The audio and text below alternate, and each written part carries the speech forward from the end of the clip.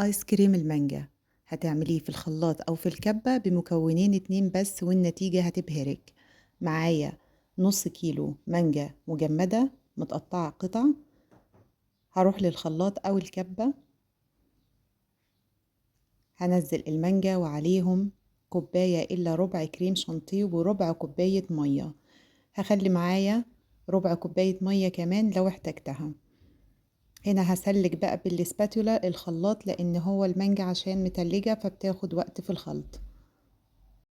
والجديد هنضيف كيس فانيليا ونص ليمونة على الآيس كريم، هيودي الآيس كريم في حتة تانية خالص ومش هيخليه يعمل تلج في الفريزر.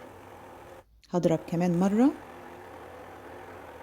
ما تنسيش بقى تحطي اللايك وتشتركي وتتابعيني. ده القوام المطلوب. هنزل الآيس كريم في علبة تدخل الفريزر، هيقعد في الفريزر من 3 ل4 ساعات.